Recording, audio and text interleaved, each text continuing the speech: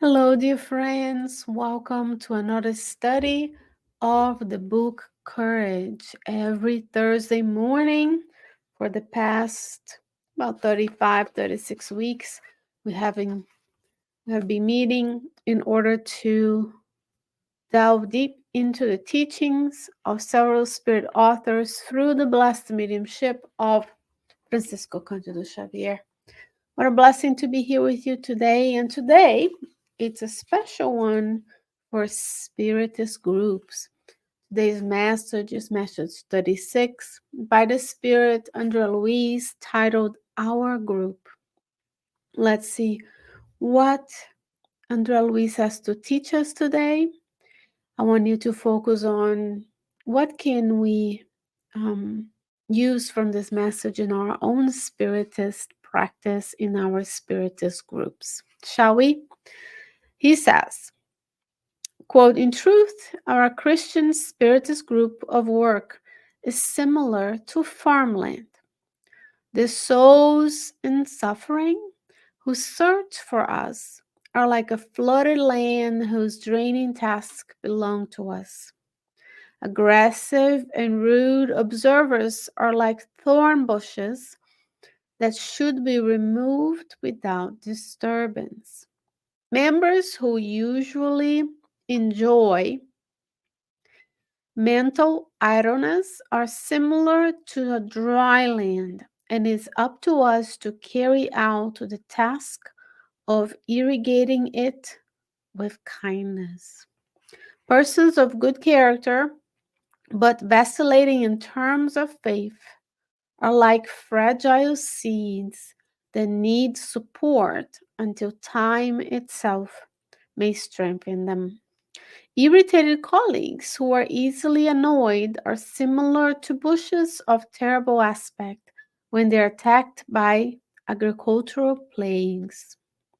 Dreamers, brothers and sisters, who are good in giving ideas but inefficient at putting them into practice, are like unproductive flowers. People who are always asking for something but never move a finger to do any work are similar to unproductive foliages that we should bear with patience.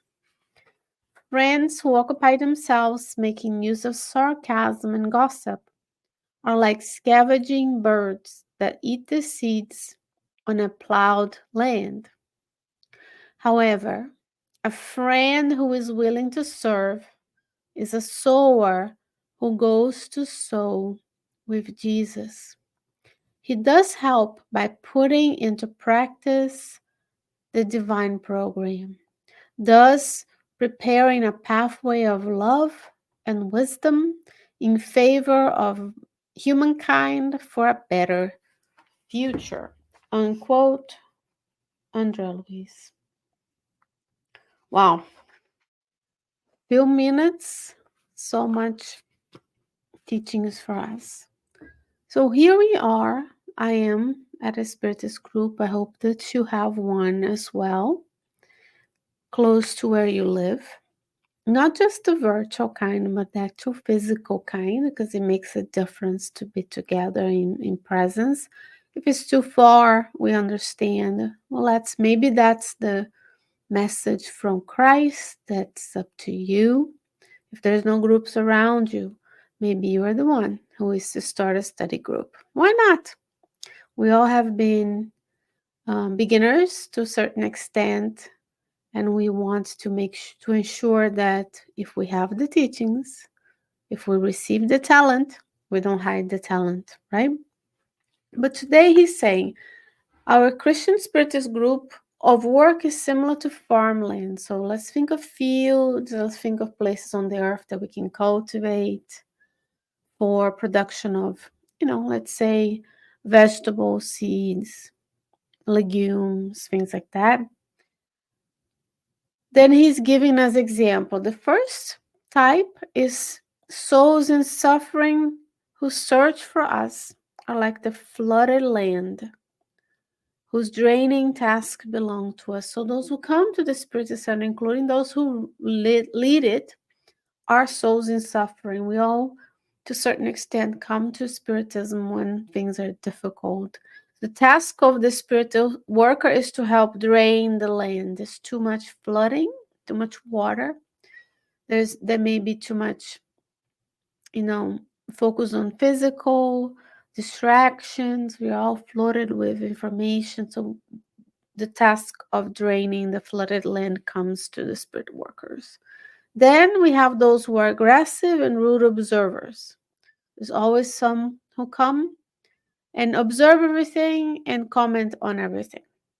And these should be removed without disturbance. Are also the ones here, the inspiration come to remind that there are some of us who join the spiritist groups, and all we do is to be aggressive and rude observers. We complain about everything that the group does is not right, it's not the right activity, not the right time, not the right way. And then he's saying, these are like thorn bushes that should be removed without disturbance. It's up to the group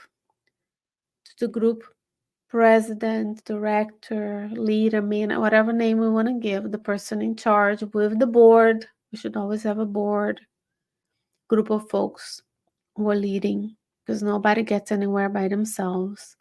Then we have to ask them to kindly not return, where we can still pray for them, be understanding, but perhaps they are not just visitors, not true spirit workers.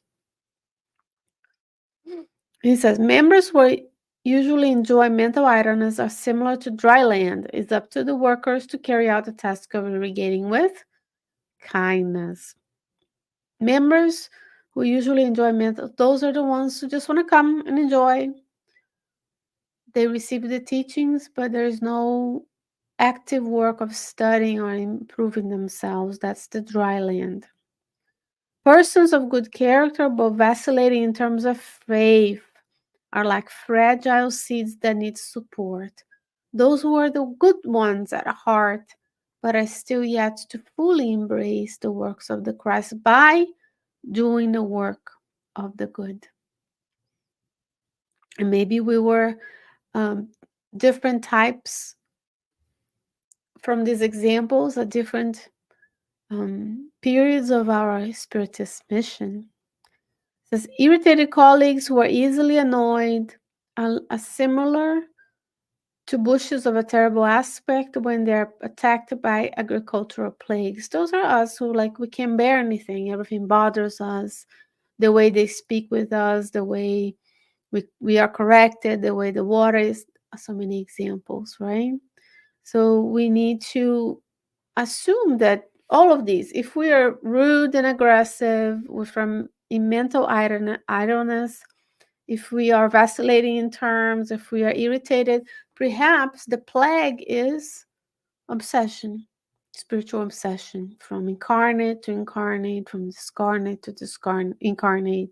Whatever manner it takes, it may be that we are seeking with our thoughts, our ideas, and our actions the companions of those who are irritated, aggressive, rude, idle. Right? Now, who else?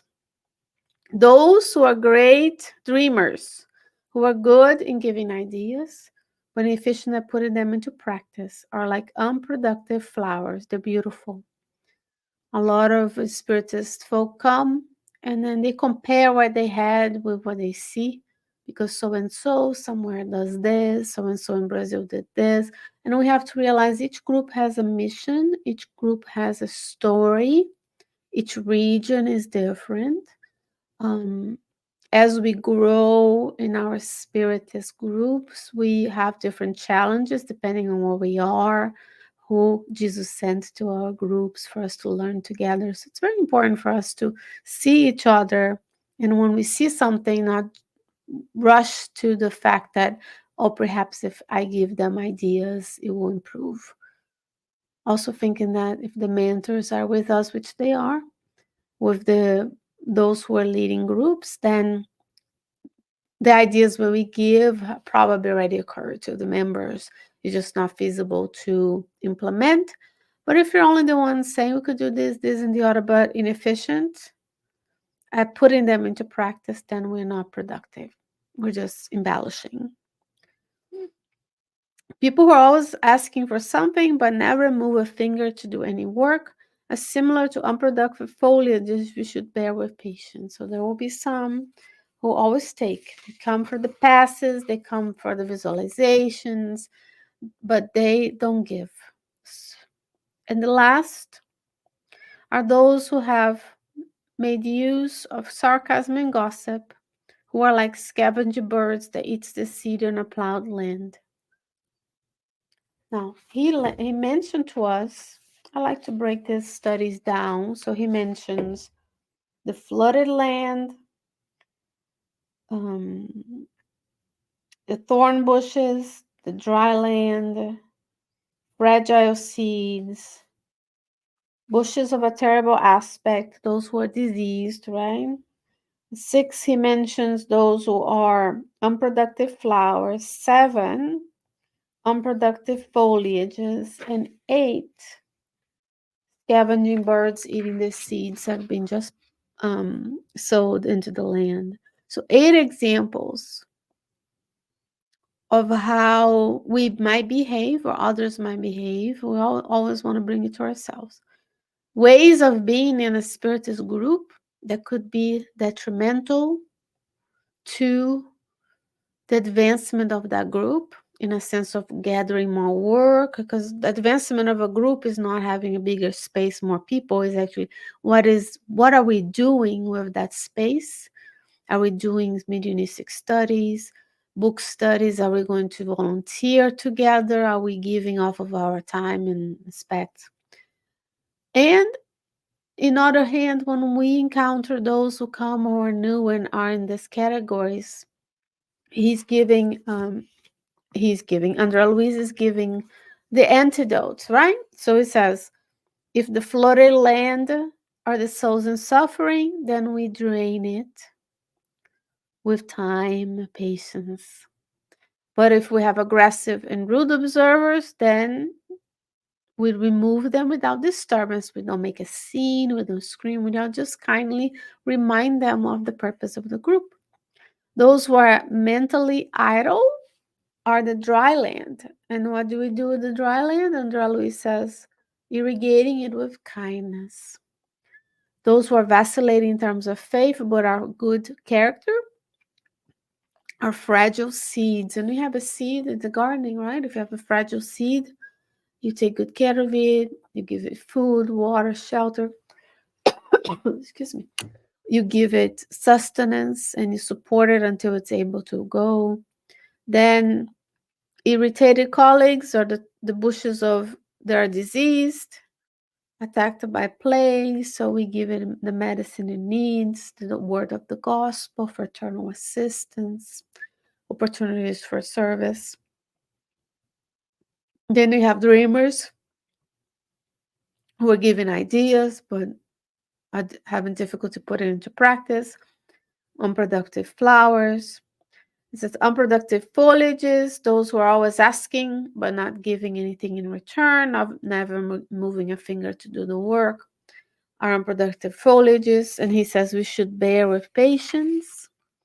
And those who are making use of sarcasm and gossip are the scavenging birds who eat the plowed land. But then there is so many are called, few are chosen. Right? That's the way Jesus the gospel goes. So he says, however, there were 8 examples, but now the last phrase is a friend who is willing to serve is a sower who goes to sow with Jesus. And how do we see ourselves in, because we always think of ourselves of serving, but if we are engaging in mental idleness, rude comments, aggressiveness, if you're just giving advice without working in the spiritist group, if we're doing sarcasm and gossip and calling each other to make comments, then we're not serving, we're taking. We're actually impeding, we're making it harder for those who really want to serve.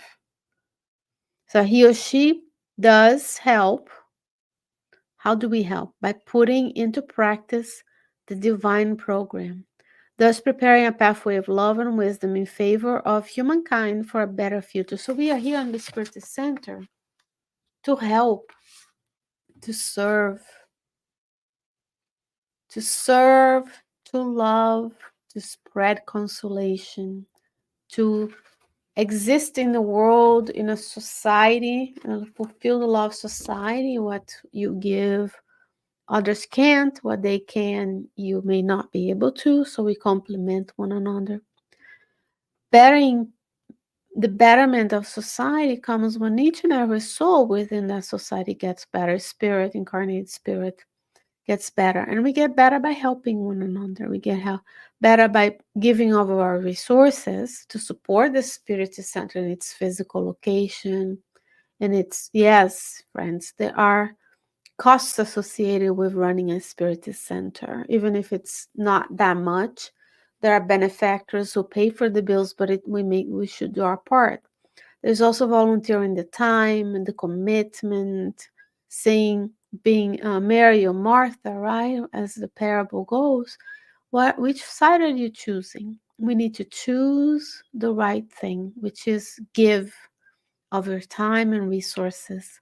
We don't want to serve mammon, we want to serve God. And what do I mean by that? If my priority is my profession, if my priority is my activities, my experiences, this, and that, and we don't have time for the spiritist work, we are hiding the talent. Just here, I mentioned three parables, right? The parable of the talents. There is even a message in the book Among Brothers of Other Lands that in which um, a rabbi retells the parable of the talents with the spiritist knowledge. And when we return to the spiritual realm, after being here for a lucky 80 and 90 years, nobody's going to look at how many stamps in our passports, how many activities our children have, which car we drive, which house we have. None of that will be the main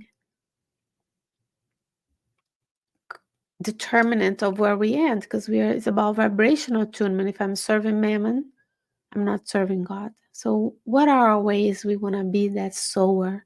We want to be the one who serves, as Andrea Luis says, a friend who is willing to serve as a sower, who goes to sow with Jesus. So this week we want to take this message, of utmost importance to the Spiritist group, and think of how I can go and sow with Jesus, not only in the Spiritist Center, but in every aspect of my life, right? In our lives. God willing, dear friends, we will reflect throughout the week, each and every day, a little bit of our role in our Spiritist centers. But in God willing, we will meet again next week. Meanwhile, make sure you subscribe, you follow, you like, you share, do all the things that allow others to reach this message. God willing, I'll be back with you next week with another chapter of the book Courage. May you stay well, may you stay safe, and I'll see you soon. Bye bye.